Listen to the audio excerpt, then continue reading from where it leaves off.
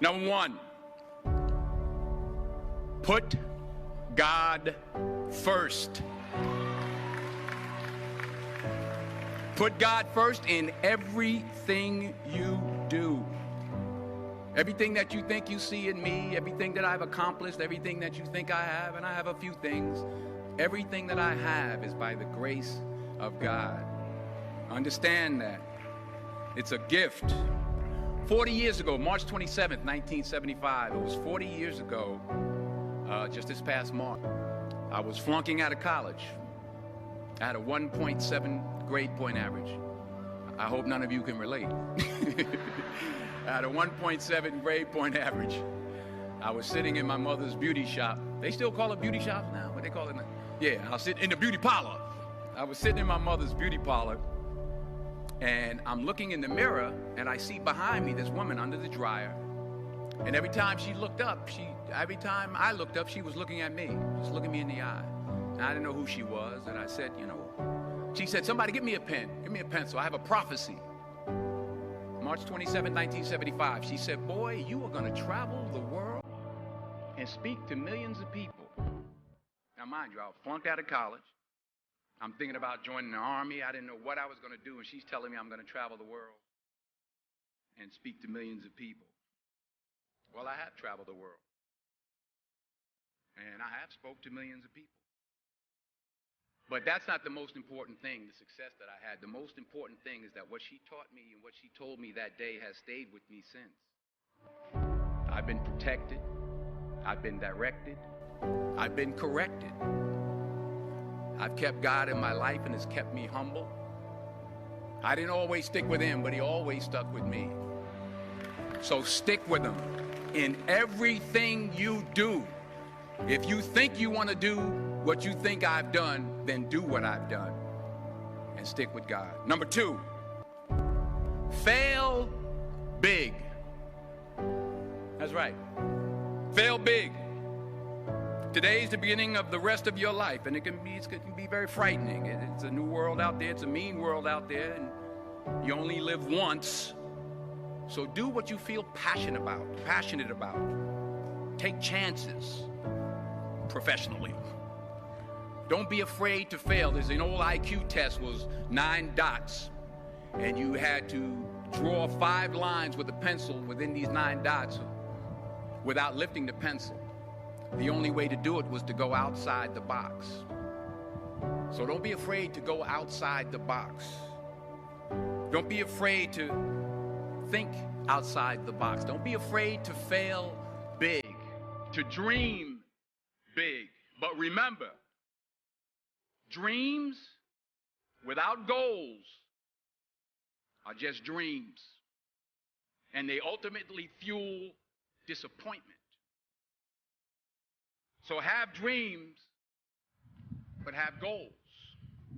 Life goals, yearly goals, monthly goals, daily goals. I try to give myself a goal every day. Sometimes it's just to not curse somebody out. Simple goals, but have goals. And understand that to achieve these goals, you must apply discipline and consistency. In order to achieve your goals, you must apply discipline, which you've already done, and consistency every day, not just on Tuesday and miss a few days. You have to work at it every day. You have to plan every day. You've heard the saying, we don't plan to fail, we fail to plan. Hard work works. Working really hard is what successful people do.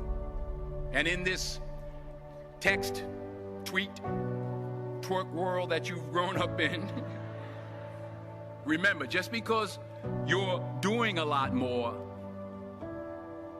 doesn't mean you're getting a lot more done. Remember that. Just because you're doing a lot more doesn't mean you're getting a lot more done. Don't confuse movement with progress. My mother told me, she said, yeah, because you can run in place all the time and never get anywhere. So continue to strive, continue to have goals, continue to progress. Number 3, you'll never see a U-Haul behind a hearse. I'll say it again. You'll never see a U-Haul behind a hearse. I don't care how much money you make, you can't take it with you. And it's not how much you have, it's what you do with what you have. We all have different talents. Some of you will be doctors, some lawyers, some scientists, some educators, some nurses, some teachers. Yeah, okay. Some preachers. The most selfish thing you can do in this world is help someone else. Why is it selfish? Because the gratification, the goodness that comes to you, the good feeling that I get from helping others, nothing's better than that. Not jewelry, not big house I have, not the cars, but it's the joy. That's where the joy is, in helping others. That's where the success is. Finally, I pray that you put your slippers way under the bed tonight, so that when you wake up in the morning, you have to get on your knees to reach them.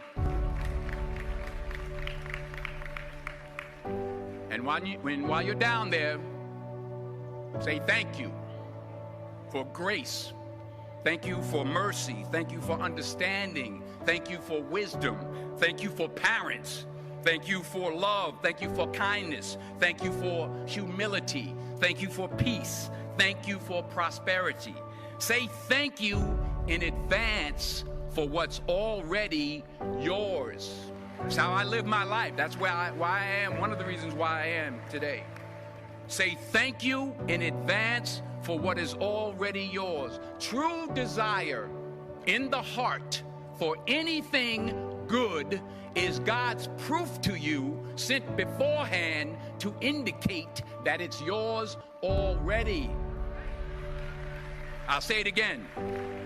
True desire in the heart, that itch that you have, whatever it is you want to do, that thing that you want to do to help others and to grow and to make money, that desire, that itch, that's God's proof to you, sent beforehand already to indicate that it's yours. And anything you want good, you can have. So claim it. Work hard to get it. When you get it, reach back. Pull someone else up. Each one, teach one. Don't just aspire, make a living. Aspire to make a difference.